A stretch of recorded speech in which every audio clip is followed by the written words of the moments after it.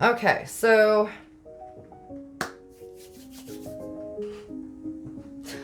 the news I want to tell you guys about. Okay.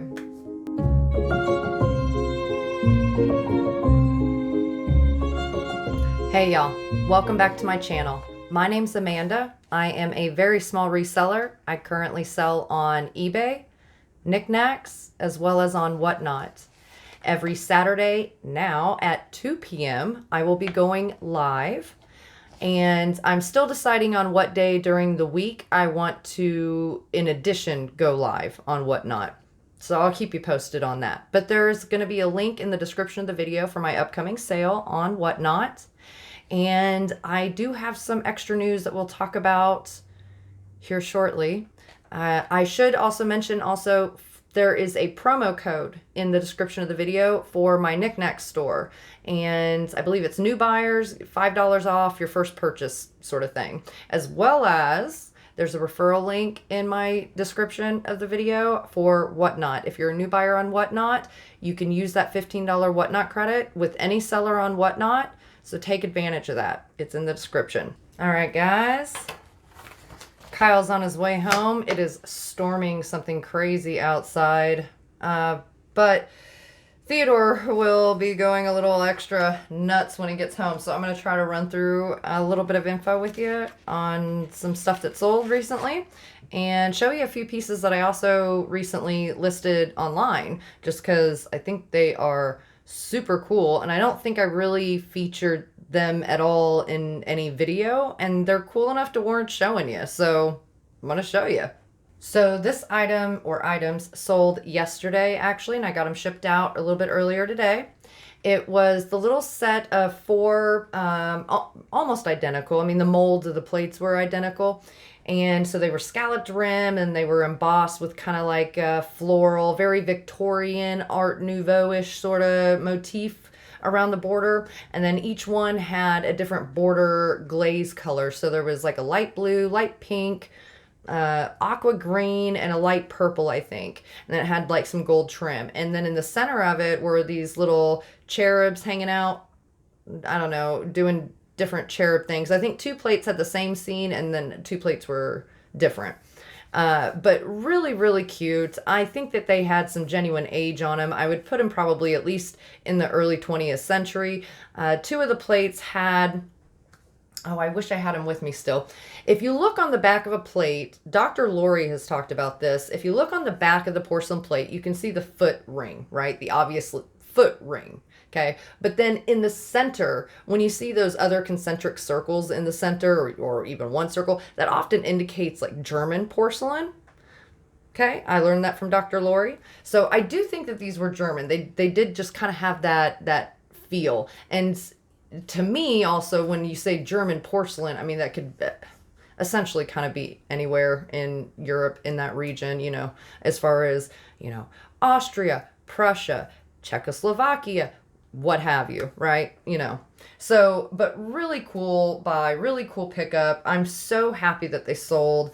I had them listed at $26, and the buyer actually sent me a message, and they were trying to send me an offer, and they were getting some weird, I don't know, glitch stuff back. I'm not even sure what they saw, to be honest with you, but they sent me a message and said that they were trying to send me an offer. They were getting this weird stuff back, but they wanted to offer me $22. And I said, it must be an eBay glitch. I'm happy to send you an offer for $22. And they took that offer that I sent them. Okay, so these next two actually sold 2 days ago, and I shipped them yesterday. This one here that I'm going to tell you about is this, I don't really have another word for it. I mean, it's just a very sexy piece of pottery, guys. I mean, it was just gorgeous. It is like this scalloped edge, like a trinket dish or tray basically, or maybe it's a shallow like console bowl sort of thing. It's oblong shaped. It's Royal Hager. It wasn't terribly old. It still had the original like Hager retail sticker on the back, and I think that had a barcode maybe on it. So I mean, it wasn't like a super old piece of Hager, but it was sort of a light tan cream color, and it was marbled looking, and then it had the marbling part of it sort of had like a metallic look to it, like a copper metallic look to it. It was just beautiful. And I had that listed. I think at $46. And somebody sent me an offer for $40, and I went ahead and took that offer. And I think that was a really great pickup for that buyer. I really, really loved that piece. I held on to that piece well, I've held on to all my pieces for quite a while, but I was kind of sad to see that one go. Okay, and then this one that also sold 2 days ago and I sent out yesterday was this Vintage Home Co. I think it was 1989, and it was called Come Unto Me Jesus. And it was a porcelain figurine, bisque porcelain, I believe. And it was a figure of Jesus, and he's kind of got his hand extended upwards, and then he's got a few children sitting around him. It was a really cool figurine. I don't typically pick up, but I don't know. I just don't really get into like the mixing in religions and stuff, and people get very temperamental about it. So I often don't do it. It's usually got to be a pretty special item. I got this figurine as an extra in a lot, actually. It was from that estate sale I talked about a long while ago. And this lady was selling like everything, and she had drug everything out of her little house that she and then her family, before her had lived in for a very long time. And it was in one of the great many totes of different Christmas items and stuff that I'd gotten. And he was in pristine condition. I mean, he didn't have his box or anything with him, but there wasn't any issue on him. He had all his digits. Everybody had all their digits. He was still painted. There were no chips, cracks. He was great. I think I had him listed for $26 or $28. I don't recall off the top of my head now. Nonetheless, I believe I took an offer on him for $22. And again, I'm glad he sold. I'm glad he's off on his way to a new home. Okay, so the news I want to tell you guys about. Okay. A few weeks ago, I don't know, 6-8 weeks ago, I had applied. I sell on Niknax already. I have a Niknax store.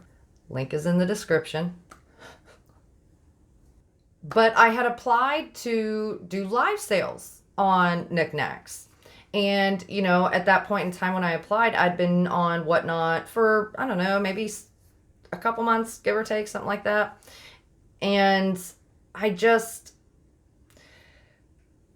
wanted to kind of find out what the difference would be in selling on Whatnot versus Niknax. Did one work a little better for me than another? Because that's always possible. And I think each platform comes with maybe its own area of buyers, if that makes sense, I'm sure there's going to be some crossover, but you know what I mean. And so I was curious as to what the difference would be. And then I also thought, well, I have a Niknax store. I would love to be able to go live. I enjoy doing live sales and stuff. I want to actually do live sales. That would be even better. But, anyways, I got an email back a couple days ago saying that I was approved, and I was scheduled for an onboarding session to, kind of like go through a demo and stuff. And I did that this afternoon, and I am officially now a live seller on Niknax. I have no idea when my first sale is going to be. I literally started making this video immediately after I got off that onboarding session. So I have not had 1 second to think one moment about going forward with this. But I just wanted to let you guys know what was going on. And I will keep you posted. I plan on doing my first Niknax sale here very, very soon. If not this week, early, probably next week. So again, I'll keep you guys posted on it. I'm super, super, super stoked about it. I could sit here and ramble for forever about how happy and excited and all that I am, but that would be very mundane. That would get very repetitive. So let's look at a few things that I posted on my eBay and Niknax stores here recently. It's storming out pretty good today, guys, and occasionally some good thunder and stuff rolls through, so I don't know, you might get some free ASMR, rain, thunder, background noises going on. We'll see. I don't know. But this first piece I want to show you guys, I think I've kind of shown it to you before, okay? But this is a Nippon piece. It is a Morimura Brothers piece is what I should say, a Morimura Brothers piece. Because, again, as most of us know, Nippon is not a company. It is a country. It stands for Japan. It means Japan. But Nippon is what we generally think of just as a whole. But there are a great many companies that created gorgeous pieces and ultimately utilized the name Nippon on their piece, because after 1891 and the McKinley Tariff Act, imports were required to be marked with the country of origin. Hence, Japan started labeling Nippon on their pieces. And then come 1921, I believe, they stopped playing so loosey-goosey with the rules, and they said, no, it has to be in English. And that's when you saw the changeover going from saying Nippon to Japan. And you'll notice that like on Noritake pieces, it'll say Noritake up here and Japan below, right? With the M in the wreath sort of thing. So that happened after 1921.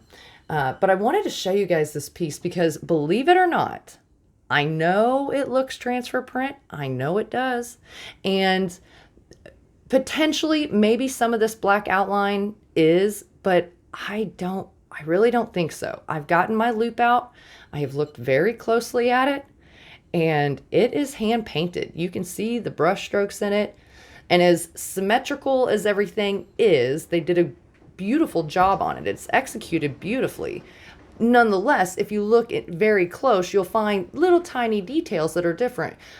And what I mean by that is not in a bad way. I mean, that lets you know that it wasn't just like the same stencil, the same transfer, the same whatever to make it 100% identical. You want to see that little bit of variety in how the flowers are made or laid out or whatever, because that just helps let you know a little bit more that it's authentically hand painted.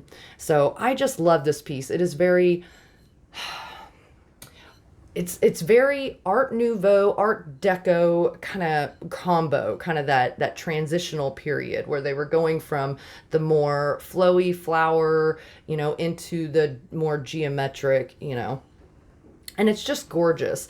And no chips, no cracks, no crazy, no damage to it at all. The worst it has is on the gold trim up here at the top, and then along the foot of the base here is a little bit worn. But outside of that, it is in pristine condition. Absolutely stinking gorgeous. It is one of my favorite pieces. It is one that I still contemplate about pulling off of eBay and Niknax. I don't even, for the most part, keep like flowers, like cut flowers. So it would literally have nothing in it. It would just sit here. But somebody will use this and love this because it is flippin' gorgeous. Absolutely gorgeous. All right, guys, this piece, I love him too. Look how beautiful he is. He's just a giant fish platter. I want to say he was 14 inches in diameter. I'll put some info up here for you guys because I just listed him last night or the day before.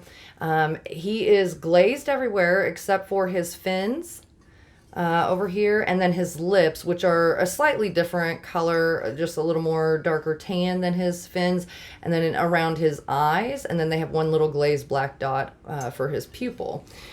The back of it here, handmade, hand glazed, all the things. Anyways, I could not figure out who made him, like there's no signature, there's no marks or anything. And I finally, with Google Lens and stuff like that, and I hate IDing my pieces in that way, guys. I'll be honest, I do. I just do. I don't mind using it to like give me a nudge in a direction of where to go, but literally the only way I found him was through Google Lens. So I was able to find several others where, they still had like an original sticker on it or something like that.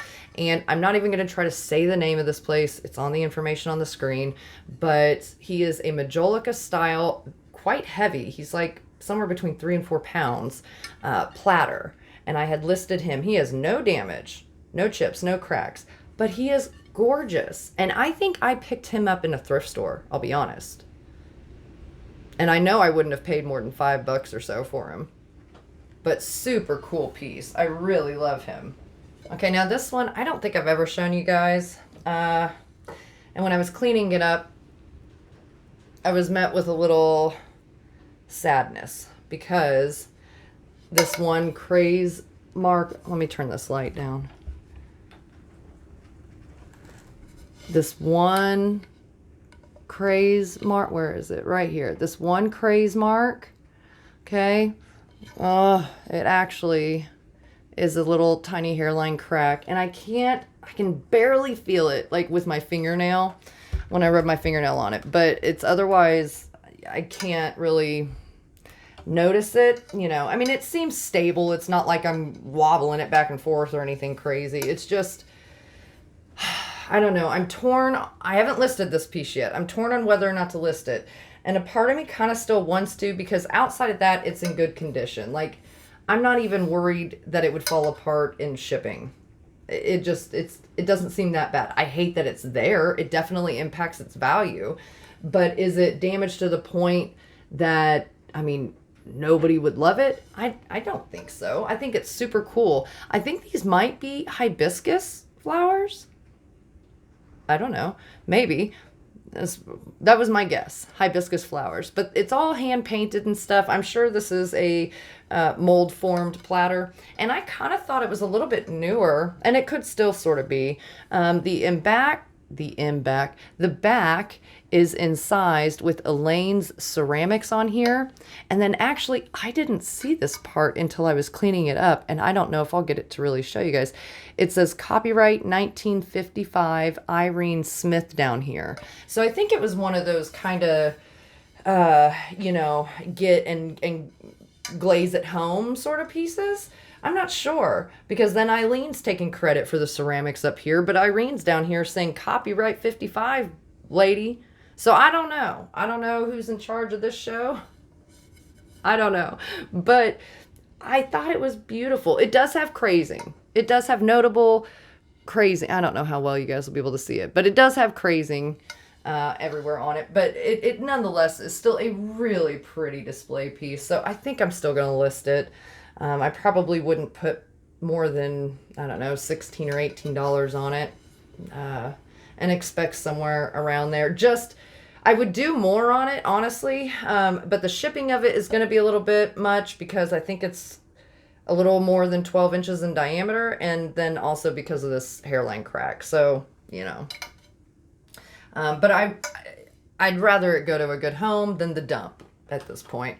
Okay, now this piece I really loved, and it's old. It's probably 20s, 30s, somewhere in there. So it's got the red sort of pinstripe around the exterior border of the interior of the platter. It does have crazing everywhere. Again, I don't know how well it'll show you guys that, but it does have crazing everywhere. It's got a few, flea bites here and there. It's an earthenware plate or platter. Here's the back of it. It's not marked. I imagine it's made in the USA though. And kind of a scalloped border with your little handles on here. It could definitely still be used, and you can tell the age on it. It's got that feel to it. And if you decorate in that 20s and 30s and stuff sort of style, that early 1900s, this would fit right in. Absolutely, especially country style. But something about that red, I don't know. I feel like you could do a few different things with it. So I haven't listed this one yet. These pieces I'm talking about that I haven't listed yet, I will be getting up later this afternoon. So they will be there. But I don't know. I'm not afraid to list things that have crazing and show their age. Again, you could still use this. As you use it, the crazing can worsen, but it's still usable.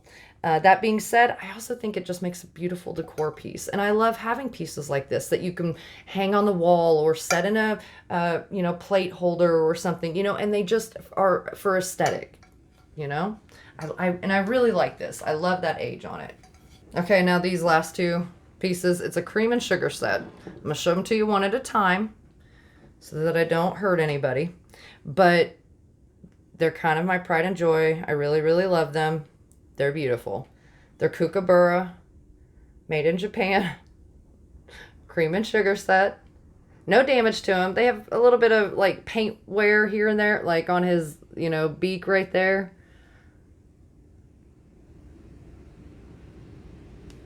You can see a little bit of paint wear, you know, because I think the beak is cold painted and the rest of him seems to be glazed. Even his feet are glazed. So why? I don't know. Maybe it is glazed over. I don't know, guys. But he does have just a little bit of glaze missing right there.